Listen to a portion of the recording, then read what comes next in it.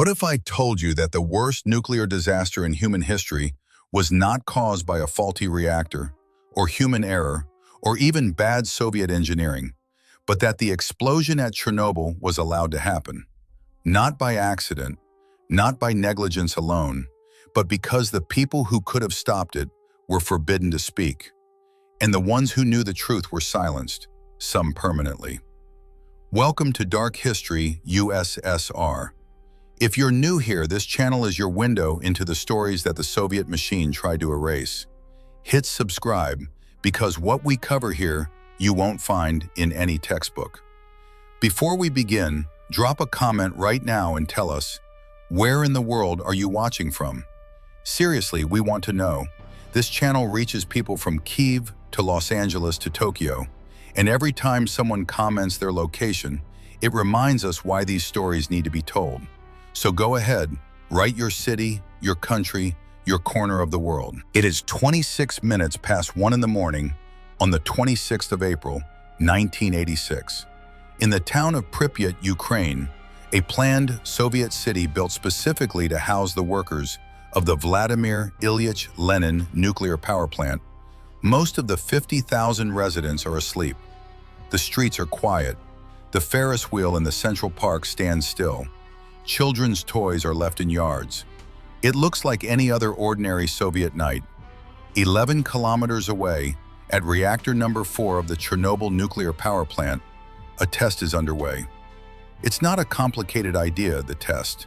The engineers want to know whether, in the event of a power outage, the spinning turbines of the reactor could generate enough electricity to power the emergency cooling pumps for the few seconds it would take for backup diesel generators to kick in. A safety test. That's what they called it, a safety test.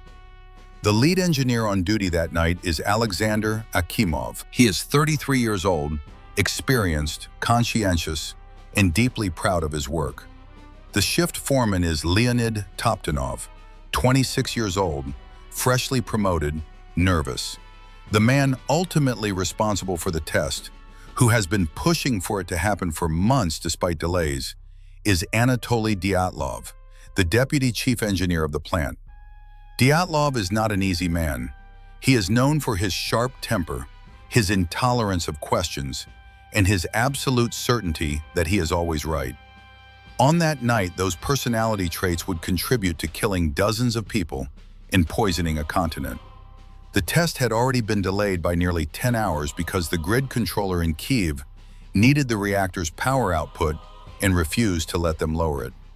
So the engineers waited, and when they finally got permission to proceed, it was the night shift.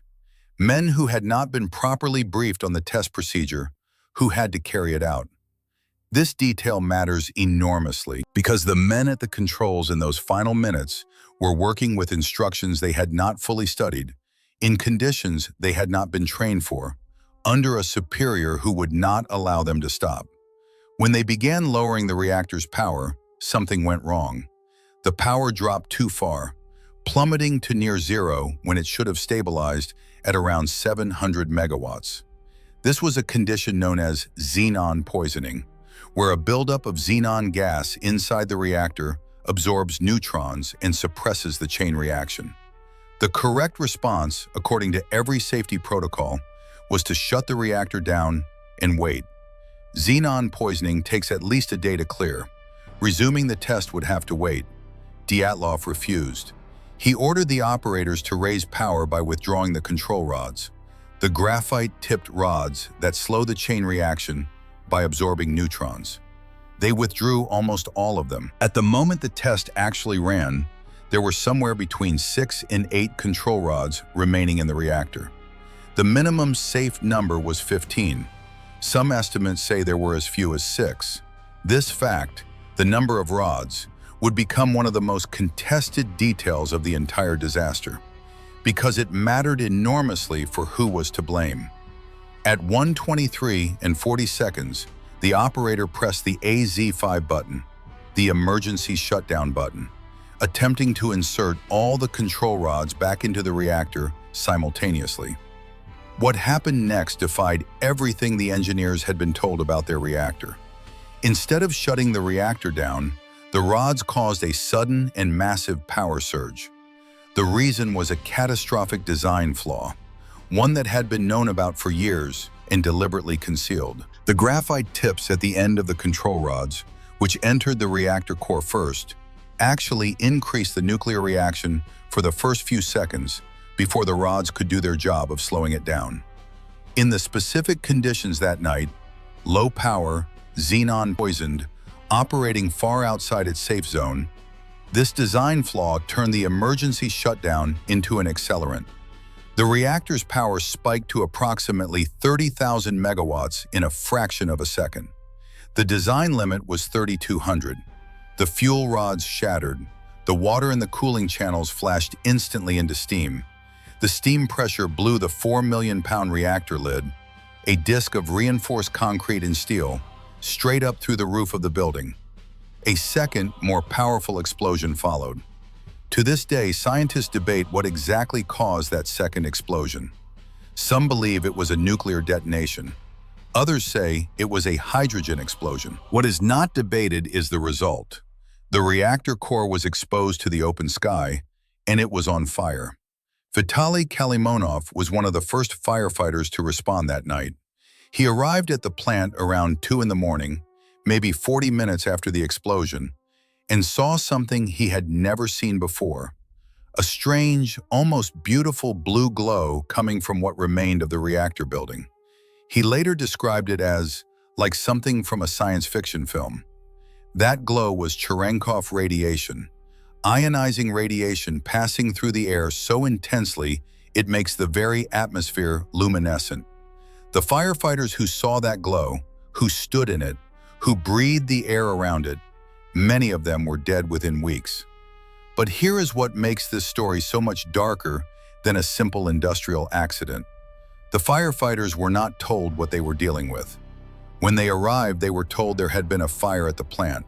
Not a nuclear explosion, not a meltdown, a fire. The dosimeters, devices that measure radiation exposure, that were available on site that night had a maximum reading of 3.6 Röntgen per hour. The actual radiation levels in some areas around the open reactor were thousands of times higher. The dosimeters simply went off the scale and stopped registering, so the readings passed back up the chain of command said 3.6. And 3.6, while elevated, was not immediately alarming. Later, that phrase, 3.6, not great, not terrible, would become darkly famous because of the HBO miniseries. But in April of 1986, it was the number that allowed Soviet officials to tell themselves and Moscow that everything was under control. Because the alternative, admitting that the reactor had exploded and that massive amounts of radioactive material were now being ejected into the atmosphere, was simply unthinkable. Not just politically, psychologically. The Soviet nuclear program was a source of immense national pride. The idea that it could fail so catastrophically was something the system's instincts refused to process. Viktor Bryukhanov, the director of the Chernobyl plant, sent his report to Moscow in the early morning hours. He wrote that the situation was stable, that a fire had occurred, that it was being dealt with. He did not write, because he may not have fully accepted, that the reactor core had been destroyed. When radiation specialists arrived and tried to tell him the true scale of the disaster, he dismissed them. Or perhaps more precisely, he found reasons not to believe them, because believing them would have meant confronting something his entire mental framework was not equipped to handle. This is the first great tragedy of Chernobyl, not the explosion itself, but the hours and days that followed it, when the truth was available to those in power, and they chose not to act on it. Every hour of delay was costing lives. The firefighters kept arriving. The operators kept trying to cool the reactor with water, not knowing the core was already destroyed, and the water was simply boiling away into radioactive steam. The town of Pripyat, 11 kilometers away, was not evacuated for 36 hours after the explosion. 36 hours. In those 36 hours, 50,000 people went about their lives, going to work, sending children to school, walking through parks that were laced with invisible radioactive particles settling from the sky. Some residents reported seeing a strange rainbow shimmer in the air. Others noticed a taste like metal in their mouths. Children played outside on what was, in terms of weather, a beautiful spring day. None of them were told to stay indoors. None of them were given iodine tablets that might have protected their thyroids. The evacuation, when it finally came, was announced as temporary. Residents were told to bring only what they needed for 2 or 3 days. Leave your furniture, leave your books, leave your cats and your dogs. They'll be fine. It's just for a few days. Most people left fully believing they would return. They never did. Now here is where the story takes a turn that goes beyond tragedy and into something closer to deliberate concealment. Because the design flaw that caused the explosion, the positive void coefficient, and specifically the graphite-tipped control rods, was not discovered after the disaster. It was known before it. The RBMK reactor, the type used at Chernobyl, was a uniquely Soviet design. Unlike the pressurized water reactors used in Western nuclear plants, the RBMK used ordinary water as a coolant and graphite as a moderator. This design had an inherent instability. As the water heated up and formed steam, that is, as voids formed in the coolant, the nuclear reaction actually intensified rather than slowing down. In physics terms, this is called a positive void coefficient. In practical terms, it means that under certain conditions, the reactor could accelerate toward disaster on its own momentum. Western nuclear engineers had understood for decades that this kind of positive void coefficient was fundamentally dangerous. The entire design philosophy of Western reactors was built around what engineers call negative feedback, systems where any increase in reactor activity automatically produces forces that slow it back down. The RBMK had positive feedback in certain conditions. It was, in a specific technical sense, an inherently unstable design. Soviet nuclear engineers knew this. The designers at the Institute of Nuclear Energy, who had built the RBMK, had calculated the positive void coefficient. They had noted it. There is documentary evidence that internal reports discussing the stability problems of the RBMK reactor existed as early as the 1970s. But these reports were classified. They were not shared with the plant operators. They were not included in the operating manuals. The men at the controls of Chernobyl's reactor number 4, on the night of April 25th to 26th, had no idea that their reactor could behave the way it did. This is the buried truth that Soviet authorities spent years fighting to suppress. Because if the operators didn't know about the flaw, then the disaster was not caused by operator error. If the disaster was not caused by operator error, then responsibility moved up to the designers, the regulators, and ultimately to the Soviet system that prioritized secrecy over safety, that classified inconvenient findings rather than fixing them, that valued the prestige of the nuclear program more than the lives of the people who operated it. The initial Soviet explanation for Chernobyl blamed the operators entirely. Dyatlov, Brukhanov, and the plant's chief engineer, Nikolai Fomin, were arrested, tried, and convicted. Dyatlov received the harshest sentence, 10 years in a Soviet labor camp, though he was released early due to illness. He maintained until his death that the reactor's design was primarily responsible for the disaster. From his prison cell, sick from radiation exposure, he wrote and argued and refused to accept sole blame. Historians and physicists have largely come to agree with him, though not entirely because his behavior that night was also genuinely reckless. The real turning point in the official story came at the IAEA conference in Vienna in August of 1986, just 4 months after the disaster. The Soviet delegation, led by Valery Legasov, the brilliant, tortured chief scientist who had led the initial disaster response, presented a detailed technical account of what had happened. It was remarkable for its openness. They admitted to the design flaws. They admitted to the operator errors. They walked the international community through the physics of the explosion. Scientists from around the world were stunned, both by the scale of the disaster and by the relative transparency of the Soviet presentation. But here is the detail that historians have argued about ever since. Was Legasov's Vienna presentation genuinely transparent?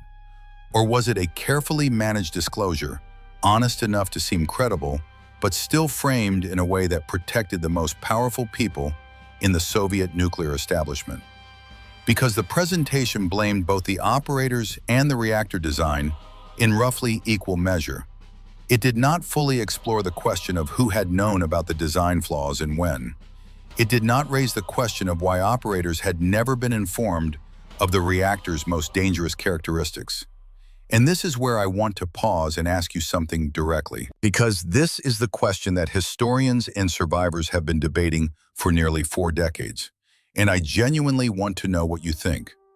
If the Soviet authorities knew about the fundamental design flaws in the RBMK reactor, if internal reports existed proving the positive void coefficient was dangerous, does that change the moral nature of what happened at Chernobyl? Is it still an accident if those in power knew a disaster was possible and chose to hide the information rather than fix the problem? Leave your answer in the comments below. This is exactly the kind of question that deserves a real conversation. Valery Legasov came home from Vienna a celebrated man. He had represented the Soviet Union before the world scientific community and had, by most accounts, performed brilliantly. But something had changed in him. People who knew him said he seemed different when he returned. Quieter, more withdrawn. He had seen the reactor. He had spent days in Chernobyl during the worst of the crisis, breathing air that was slowly killing him. He had looked into the abyss of what his country's system had created, and he could not unsee it. In the months and years that followed, Legasov became increasingly vocal about the need for greater transparency in Soviet science, about the culture of secrecy that had made Chernobyl possible. He was not a dissident. He was a decorated Soviet scientist, a member of the Communist Party. But within the system, he pushed, and the system pushed back. He was passed over for honors he had been expected to receive. His influence within the Academy of Sciences began to wane. His health deteriorated. He suffered from the delayed effects of radiation exposure and from what we might now recognize as severe depression. On the night of April 26, 1988, exactly 2 years after the explosion, Valery Legasov hanged himself in his Moscow apartment. He was 51 years old. He left no traditional suicide note, but in the days before his death, he had recorded a series of audio tapes, cassette recordings, hours long, in which he spoke candidly about Chernobyl, about the Soviet nuclear program, about the culture of systemic dishonesty that he believed had made the disaster inevitable. He described conversations, decisions, failures of leadership. He named names. He told truths that had not been told publicly. Those tapes were smuggled out and eventually published. They became the most important primary source document in the history of Chernobyl. And Legasov's story became, in many ways, the moral center of the disaster's legacy. A man who knew too much, who tried to work within a system that was incapable of honest self-examination, and who ultimately found no way out but the one he took. When the HBO miniseries dramatized his story in 2019, it introduced him to a global audience. But it also took liberties, dramatizing and compressing events in ways that not everyone who lived through those days found accurate. The real Legasov was more complicated than any dramatization. He was not a simple hero who sacrificed himself for truth. He was a man of his time and his system, someone who had spent his entire career operating within Soviet scientific institutions, accepting their norms and their compromises. His decision to speak ultimately came too late for many of the people who died. But the fact that he spoke at all, that he chose truth over the silence that might have preserved his reputation and possibly his life, makes him one of the most significant figures in the story. Between 1986 and 1990, Somewhere between 600,000 and 800,000 people, the estimates vary, were sent to Chernobyl to participate in the cleanup operation. They were called liquidators. They came from across the Soviet Union: soldiers, firefighters, miners, construction workers, engineers, helicopter pilots, scientists. Many of them had no idea what they were getting into. Some were told they were going for routine military exercises. Others were volunteers, motivated by patriotism or by the significantly higher wages the cleanup work paid. What they found when they arrived was a landscape from a nightmare. The immediate area around the plant had been so heavily contaminated that working there for any extended period meant a certain, measurable dose of radiation. The Soviet authorities had established what they called a safe exposure limit for the cleanup workers: 35 rem over the course of the cleanup period. But in practice, when a worker reached that limit, they were sometimes simply given a new dosimeter and their counter was reset to 0. The paperwork said they were within safe limits. The reality was that many of them received doses far in excess of what was officially recorded. The most extraordinary and least told chapter of the liquidator story involves the miners.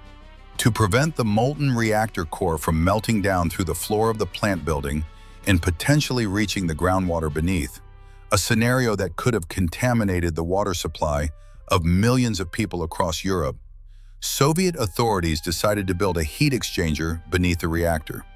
This required tunneling, and tunneling required miners. In June of 1986, approximately 4,000 miners were brought from the Donetsk region and from Moscow to dig a tunnel under the most radioactive building on the planet. The temperature in the tunnels was searing, up to 50 degrees Celsius in some sections, because of the heat emanating from the damaged core above. The miners worked in shifts of around 3 hours. They stripped off most of their clothing because of the heat. They worked largely without protective equipment, because protective equipment slows you down, and they were racing against time. The miners completed the tunnel in less than a month, a genuine feat of human endurance and technical skill. They were celebrated as heroes of the Soviet Union. Many of them received medals, and a significant portion of them went on to develop serious health problems in the years that followed: cancers, respiratory diseases, cardiovascular problems at unusually high rates. The question of how many liquidators ultimately died from radiation-related illness is one of the most contested and politically charged debates in the entire Chernobyl story. Official Soviet and later Russian and Ukrainian estimates have often been dramatically lower than those produced by independent researchers and advocacy groups for survivors. One study published in 2009 estimated that nearly 1 million people may have died prematurely as a result of Chernobyl-related radiation exposure across Europe. The World Health Organization and the International Atomic Energy Agency have put forward much lower figures, citing methodological difficulties in separating Chernobyl-related cancers from the general population's cancer rate. This discrepancy between official counts of dozens or hundreds and independent estimates of thousands or millions has never been fully resolved, and it remains a source of profound bitterness among liquidator communities and affected populations. Today, the Chernobyl exclusion zone covers an area of approximately 2,600 square kilometers in northern Ukraine and southern Belarus. It is one of the most unusual places on Earth, a landscape that is simultaneously a monument to human failure and a remarkable experiment in what happens when humans leave nature alone. Pripyat, the model Soviet city that was evacuated on April 27, 1986, still stands. Its apartment blocks still rise against the Ukrainian sky, their windows dark. The amusement park, built to open on May 1, 1986, for the city's May Day celebrations, still has its Ferris wheel. It never operated, not once. The bumper cars in the park still sit in their tracks, slowly rusting. The sports hall still has its swimming pool, cracked and filled with debris. The school cafeteria still has its plates and cups, left exactly as they were when the teachers told the children to go home quickly and pack a small bag, just for a couple of days. For decades, the zone was assumed to be a dead landscape, a radioactive wasteland where nothing could survive. The reality has been far more complex and, in many ways, astonishing. Without human activity, the forests have reclaimed the roads. Wolves, lynx, wild boar, bears, and moose have moved back into the area in numbers not seen for a century. In 2015, researchers confirmed that the wolf population in the exclusion zone is 7 times higher than in comparable nature reserves nearby. Horses, the Przewalski's horse, an endangered species, were introduced to the zone in the 1990s and have thrived there. This ecological recovery has raised genuinely difficult questions that science is still working through. Are the animals in the zone truly thriving, or are they simply filling an ecological vacuum left by the absence of humans, despite elevated radiation levels? Some studies of animals in the most contaminated areas have found evidence of genetic mutations, cataracts, and reduced fertility. Other studies have found populations that appear, by the measures available, to be doing remarkably well. The jury is still out, and it may remain out for decades, because the radiation's effects unfold over generations, and we are only beginning to see what those generations look like. Tourism to the exclusion zone had become a significant industry in the years before the Russian invasion of Ukraine in 2022 disrupted it. Visitors came from around the world to walk through Pripyat's abandoned streets, to photograph the Ferris wheel, to visit the memorial to the reactor. In an era of so-called dark tourism, Chernobyl became one of the most iconic destinations on Earth. The HBO miniseries caused a surge in visitor numbers that the Ukrainian government had to publicly manage. There is something deeply human about this impulse. To go and stand in the place where something unthinkable happened, to make it real to your senses in a way that photographs cannot. And now I want to talk about something that rarely gets mentioned in mainstream accounts of Chernobyl, a detail that tends to get passed over quickly, perhaps because it complicates the narrative in uncomfortable ways. This is not a conspiracy theory. It is a documented historical question that serious historians have raised and that deserves to be part of the public conversation. In the years immediately before the Chernobyl disaster, the Soviet nuclear program was under significant internal pressure, not just from the usual bureaucratic and economic strains of the Soviet system, but from a specific problem. The RBMK reactors were not performing at the economic efficiency levels that had been promised when they were built. They required frequent maintenance shutdowns. They had safety incidents, smaller ones, mostly unreported, at multiple sites. There was a growing body of internal opinion within the Soviet energy establishment that the RBMK was a flawed design that should be phased out in favor of a newer type of pressurized water reactor. But phasing out the RBMK would have been enormously expensive. Chernobyl alone represented billions of rubles of investment. Acknowledging the RBMK's fundamental design problems would have meant acknowledging that the entire program, including the plants already under construction across the Soviet Union, was built on a flawed foundation. The political and economic consequences of that admission were staggering. Some researchers, notably the Ukrainian-American historian Serhiy Plokhy, who wrote what is widely considered the definitive English-language history of Chernobyl, have argued that the culture of concealment around the RBMK's safety problems was so deeply embedded in the Soviet system that it constituted a form of institutionalized recklessness. Not a conspiracy in the sense of people sitting in a room and deciding to let the reactor explode, but something arguably more troubling. A system so structured around protecting its own institutions and reputation that it was incapable of acting on safety information, even when that information was available. Here is the specific detail that I promised you, and that rarely makes it into the mainstream accounts. In 1983, 3 years before Chernobyl, there was a significant nuclear incident at the Leningrad nuclear power plant, which also used RBMK reactors.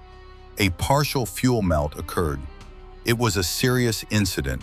It was not publicly acknowledged. It was classified. The lessons that could have been learned from it and shared with the operators of every other RBMK plant in the Soviet Union were not shared. They were buried.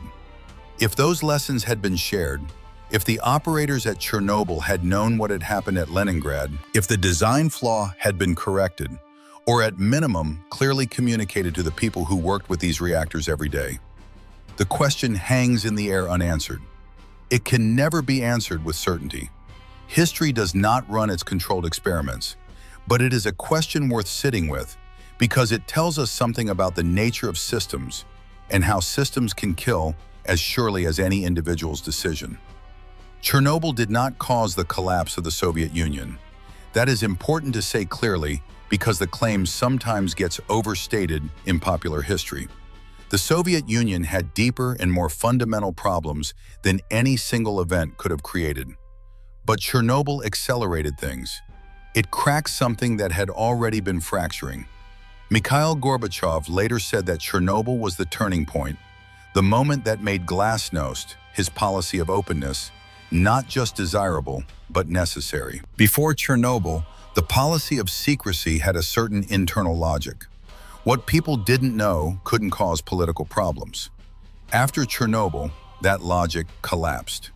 Because the reactor's fallout did not respect Soviet borders, the radiation cloud drifted over Finland, Sweden, Poland, Germany, the United Kingdom. Swedish nuclear plant workers were setting off radiation detectors when they arrived for work.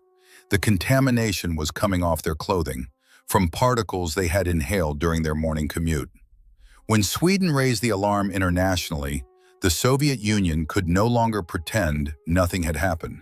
The disaster was literally detectable by instruments thousands of kilometers away. For the first time, the fiction of Soviet infallibility was exposed, not just to Soviet citizens, who had always known on some level that things were not as the propaganda said, but to the entire watching world, with instruments, with data, with measurements that could not be argued away. And within the Soviet Union itself, Chernobyl did something that decades of dissent had not quite managed. It gave ordinary people concrete, physical evidence that the system was lying to them. Not about abstract political ideas, but about their children's health. About whether the milk they were drinking was safe. About whether the playgrounds in Kyiv, 2 hours south of Chernobyl, were contaminated. Parents wanted answers that the government either did not have or refused to give. And that gap between what people needed to know to protect their families and what they were being told produced a rage that did not go away. In Ukraine specifically, Chernobyl became inseparable from the question of Ukrainian national identity. The disaster had happened in Ukraine, had contaminated Ukrainian land and Ukrainian people, and had been managed and mismanaged by Moscow. The cleanup workers, the evacuees, the people of Kyiv who were kept in ignorance for days about the radiation levels in their city, they were Ukrainian, and the decisions that failed them had been made in Moscow. This connection between Chernobyl and the political awakening that eventually led to Ukrainian independence is not accidental. Historians who study the period consistently identify Chernobyl as one of the catalysts of the nationalist movements that, 5 years later, pulled the Soviet Union apart. Today, the remains of reactor number 4 sit beneath an enormous steel arch called the New Safe Confinement. It is the largest movable structure ever built by human hands, 108 meters tall, 257 meters wide, and weighing 36,000 tons. It was designed and built by an international consortium funded by contributions from 47 countries and slid into place over the aging concrete sarcophagus that had been hastily built in the months after the disaster. The sarcophagus itself, built by liquidators who worked in such high radiation that they could only spend minutes at a time near the structure, had always been a temporary measure. It was never designed to be permanent. After 30 years, it was cracking and sagging and risking collapse. The new safe confinement is designed to last 100 years, giving engineers time to develop the technology needed to eventually dismantle what remains of the reactor and safely dispose of the nuclear material inside. But inside that arch, under that sarcophagus, there are still hundreds of tons of what scientists call corium, a radioactive lava-like substance formed when the reactor's fuel and the structural materials of the reactor melted together and flowed into the basement of the building. One famous formation of corium, discovered in 1986, was nicknamed the elephant's foot because of its shape. It is still there. It is still intensely radioactive. When it was first discovered, standing near it for 300 seconds, 5 minutes, was estimated to be fatal. Today, decades later, it has cooled to the point where brief visits are possible, but it will remain dangerously radioactive for thousands of years. The story of Chernobyl is not over. It will not be over for our children, or for their children, or for many generations after that. The half-life of cesium-137, one of the primary contaminants released in the disaster, is 30 years, meaning that half of it has now decayed. But plutonium-239, also released, has a half-life of 24,000 years. The land around the reactor will remain contaminated beyond any human timescale we can meaningfully imagine. And yet people have returned. In the villages of the exclusion zone, particularly in Belarus, a small number of elderly residents, mostly women, mostly in their 70s, 80s, and 90s, refuse to leave and have lived there continuously since the disaster. They tend their gardens, they keep animals. They go to church in the village churches that are slowly decaying around them. They call themselves samosli, self-settlers. When researchers study them, they are often found to be in remarkable health for their age. The explanation offered by the self-settlers themselves is simple. This is their home, and living in their home, among familiar things, is more important to their health and well-being than the radiation they cannot see or feel. There is something in that defiance, in the refusal of elderly Ukrainian and Belarusian women to be moved off their own land by an invisible force they never asked for, that feels like the most human response possible to an inhuman event. What can we learn from Chernobyl? The answer depends on what questions we are willing to ask. If we ask only the narrow technical question, what went wrong with this specific reactor, the answer is clear enough. A flawed design combined with a dangerous test, combined with a managerial culture that suppressed safety concerns, produced a catastrophe. But if we ask the broader question, what does Chernobyl tell us about the relationship between secrecy and safety, between institutional power and the truth, between the systems we build and the humans who operate them, then the lessons are much harder and much more important. Because the forces that produced Chernobyl were not unique to the Soviet Union. The desire to protect institutional reputation over public safety, the tendency of hierarchies to punish people who raise inconvenient problems, the temptation to classify uncomfortable findings rather than act on them. These are not Soviet problems. They are human problems. In the decades since Chernobyl, there have been nuclear incidents at 3 Mile Island in the United States, at Fukushima in Japan. There have been chemical plant disasters, dam failures, financial collapses, all of them shaped in part by the same forces that shaped Chernobyl. Information that was available but not acted on, warnings that were raised but not heard, safety systems that existed on paper but not in practice. The specific geography and ideology of Chernobyl was Soviet. The underlying dynamics are universal. Legasov understood this. It is perhaps the most haunting thing about his tapes. He did not record them as an indictment of communism or of the Soviet Union per se.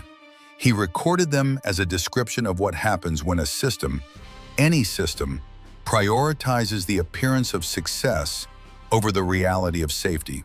He talked about the culture of what he called carelessness, not individual carelessness, but systemic carelessness, the kind that grows when people are rewarded for good numbers, regardless of whether the numbers are real.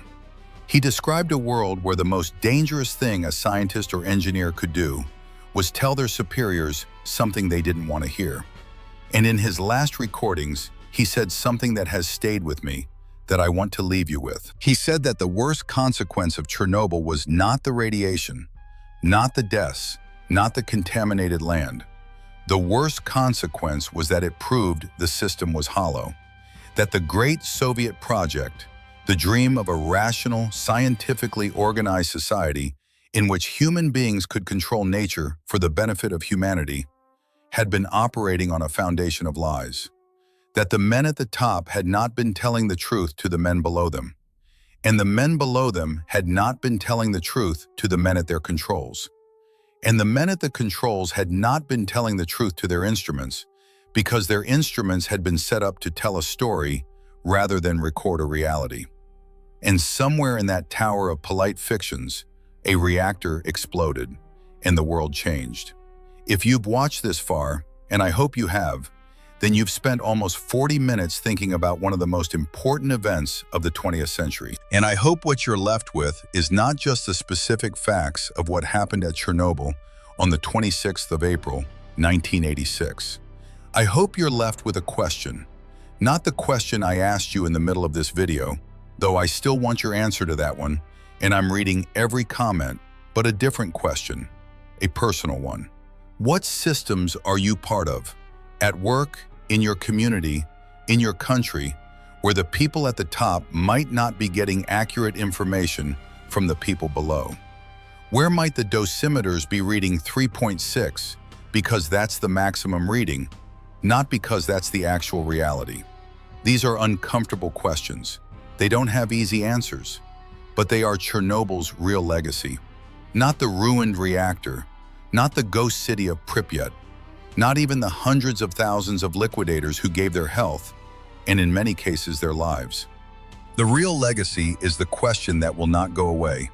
What happens when a system stops being able to tell itself the truth?